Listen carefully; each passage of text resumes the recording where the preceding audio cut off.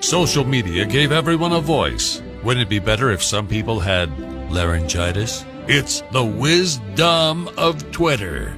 The most amazing tweets of the week. Twitter handles have been changed to protect the stupid. On Rock 107. At Christian Mom tweets, people are sending messages saying Nintendo has family-friendly video games. Yes, they do, but they're made by the Japanese, who are Satan's children. At Asking for a Friend asks, is it okay to give my son wine at dinner? He's not circumcised, if that helps. And at Historians Be Damned, the Bible was written entirely by the greatest American who ever lived, Jesus. The wisdom of Twitter.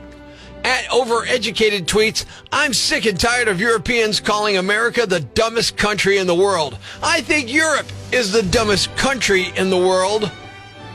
Not Thinking This Through asks, how can there be so many different languages if there is only 2 people put on Earth? And how do we get animals out of 2 people? At Trust Me, I'm a Doctor says, do not cut your hair. It's an extension of your nervous system. The wisdom of Twitter. At Vigorous Defender tweets, why do we bash deadbeat dads for not being there, but we never question if the child has bad vibes or if they're unpleasant to be around? At Not an Engineer tweets, airplanes run on 100% pure air, not jet fuel. That's why they're called airplanes. Hashtag idiot. And I guess that's true, right? Time heals all wombs. The wisdom of Twitter. Identified 351 new species in 2022, which means the animal kingdom added almost as many new faces as Nick Cannon's family. Victoria's Secret's brand CEO Amy Hawk has resigned less than a year into the job. Ironically, she was given a pink slip. California is dealing with nasty weather from a bomb cyclone. It's so bad Nick Cannon's too busy boarding up his house to get anyone pregnant. It's 60 Minutes meets Gone in 60 Seconds. Tune in tomorrow for Prospector's Briefs on Rock 107.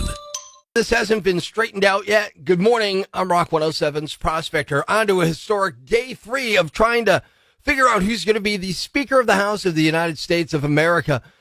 It's something that's never happened in the history of this country, and it's something that's made me do something no one's asked for, perhaps no one wants, but here I am running it up the flagpole, so to speak. It's another poorly sung Prospector parody song on Rock 107. A speaker has not been elected. A speaker has not been elected. How come the House can't find a speaker? McCarthy must really be a stinker. 6 votes and there is still no Speaker of the House. A speaker has not been elected. I know, I can't sing. I'm sorry. Northeast PA's Classic Rock 107. Good morning, I'm Prospector. Time for a little fun on the phones. I'm calling a grocery store somewhere here in Northeast PA. I wonder which one. Get the manager on the phone. I tell him I'd like to redeem a coupon for some ice cream because they gave me the coupon after I completed the transaction. You know how it prints up at the end and you're like, yeah, great, I'm going to remember this.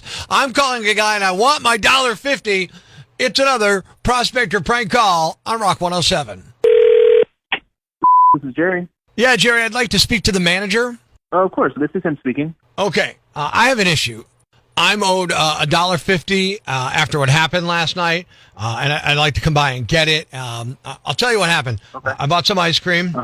I went in line, paid for the ice cream, and just as I'm about to walk out, they hand me the receipt for the ice cream and a coupon for that ice cream. So I said to the woman, I said, well, I'll just apply the coupon right now. And she's like, no, you have to come back. Correct. I said, come back. I'm here right now. And she's like, no, you have to come back and another time and get more ice cream. Yeah, so she wouldn't take the $1.50 coupon. I had to pay the full $5. So I'd like to come by and get my refund for the coupon. I'd like to redeem it, the coupon. Okay, so we're actually not able to redeem that coupon on that specific visit. What does that mean?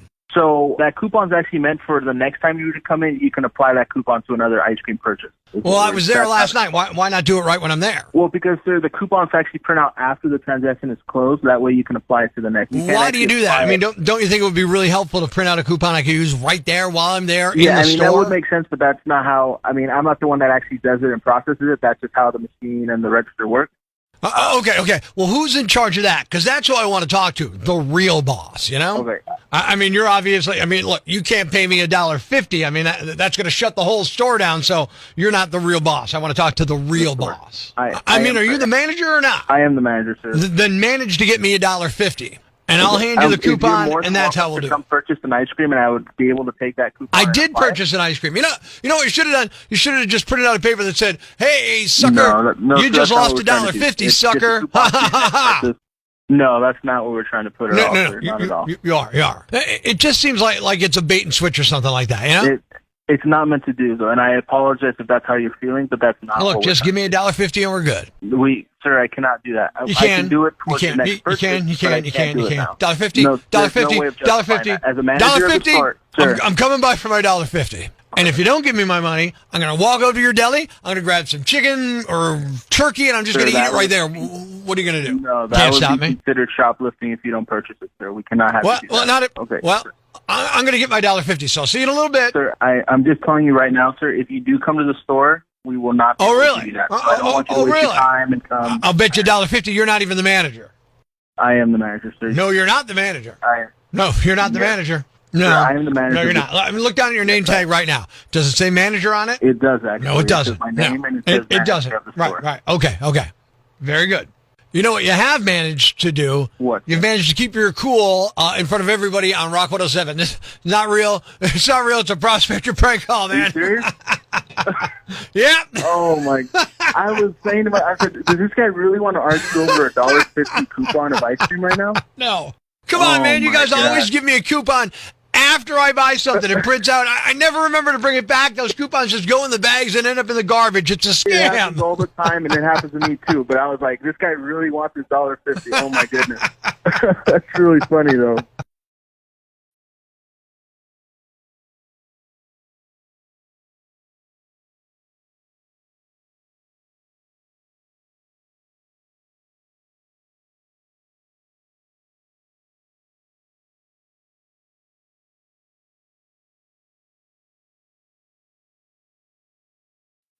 Life's pretty tough right now.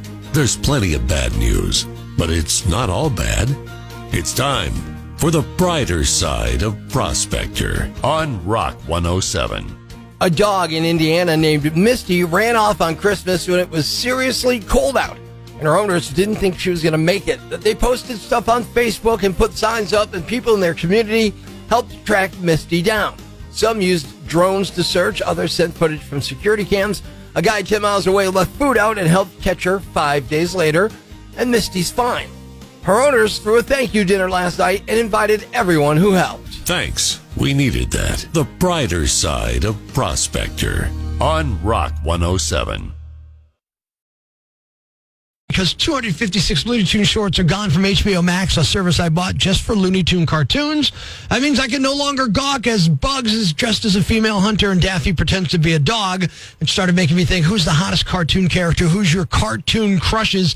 That's what I want to know this morning. On to the Rock Lines, Rock 107. I'm going to have to say, it's recently though, I'm going to have to say Lana from Archer. Lana from Archer? I'm totally down with that. Absolutely. This is Judy from Duryea. I had a crush on Optimus Prime. How? Because the voice. It was an awesome truck. I am 34 years old now, and I still like trucks. I still like Optimus Prime, by the way, too. And do you like guys who drive trucks? Yeah. I like girls with guy trucks. Daniela on the Rock Lines. Yeah, cartoon crushes, hottest cartoon character. What do you got, Rock 107? Not necessarily my crush, but they drew Jessica Rabbit pretty sexy. Oh, they went over the top with Jessica Rabbit, no doubt. Yeah. All right, well, since you said not necessarily your crush, then who would be your crush? Well, there really aren't any male cartoon characters that are sexy, I don't think. I think you're missing the boat on one underdog, all right? Or maybe that's just a problem with me. JR on Facebook.com/Angry Prospector says Betty Boop. DJ says Tarana. Is it Tarana from Heavy Metal? I don't know how to say it. Taarna. Tarna, maybe, from Heavy Metal. Lacey says Tarzan, which I do know how to pronounce. Out of the Rock Lines, Cartoon Crushes, hottest cartoon characters, Rock 107. Judy Jetson. Dun, dun, dun, dun. No, Judy, not Jane. I Jane too, but just Judy. Rock 107. Hey, Prospector. Hey. I think you hit it right on the head. There's got to be only one. It's got to be Jessica Rabbit. Got one from Open Mic via the Rock 107 app. What do you have? Prospector. Rapunzel from Tangled. Yeah, the hottest cartoon characters. Your cartoon crushes. I want to know about them. Rock 107. Prospector. Yeah. This is a toss-up here. Okay. It's between Penelope Pitstop from Underdog and daughter Judy from the Jetsons. Both wonderful choices, but dude, I'm telling you, gun to the head, you got to pick one. Where are you going? We'll go with daughter Judy. All right, he didn't waver on that either. Didn't even hem and haw. Boom, he had a choice that quick. Christopher, check it in on Facebook.com/Angry Ragged. Has to be Jessica Rabbit.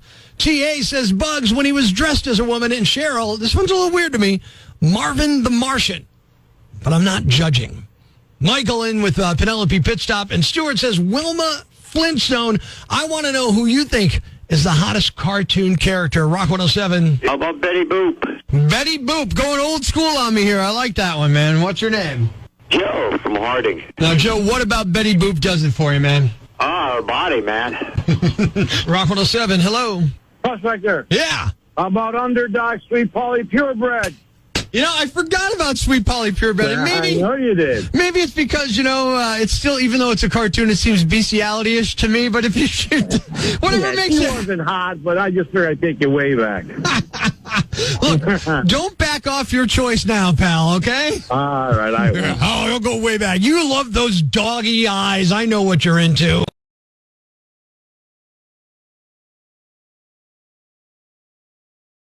What's a yam bag? A fool, an idiot, a blockhead, a dunce, or an ignoramus. You know, a dullard, simpleton, or a clot, nitwit, dipstick, pea-brain, mouth breather, or cretin. It's now time to announce the winner of Prospector's Yam Bag of the Day, as decided by you at rock107.com. Here are the nominees. Nominee number 1. This almost sounds like it could be a premise for a road trip-themed Home Alone movie. Last week, a 55-year-old man in Thailand pulled off to the side of the road in the middle of the night to use the restroom. His wife was sleeping in the back seat, but after he got out, she decided she could also use the bathroom. The man came back and accidentally drove off without her, thinking she was still sleeping in the back. And he drove around 100 miles before he realized she wasn't there. The woman didn't have a phone or money, so she decided to start hoofing it on foot because she didn't want to stand around waiting on the side of the road. She walked 13 miles before finding a police station at 5 a.m. There aren't any specific details on how they were reunited, but it sounds like the cops were able to let the man know where to pick up his wife. Nominee number 2. There are two main issues when you rob a place: how to get in and how to get away with all the stuff you're stealing. These people did not think through the second part. Two people in Florida, a man and a woman, were arrested last weekend after breaking into a house through an unlocked door. They also allegedly stole from a Dollar General earlier that day. It really wasn't hard to catch them. While they were at the house, they called 911 for some reason. They didn't say anything, so deputies were dispatched to the area. When they showed up, the female thief said they had called 911 to ask law enforcement to help them move stuff from the house they were robbing and to give them a ride to their airport because they were heading to New York. Deputies did help them bag up a few items of the things they stole and did give them a ride, but not to the airport. They were taken to jail where they were both charged with burglary. And the winner is... the burglars who called 911 to get help moving stolen stuff. You're burglars. You should probably never call 911. You're also the Yam Bags of the Day. We'll move on to Friday's Yam Bag of the Week competition.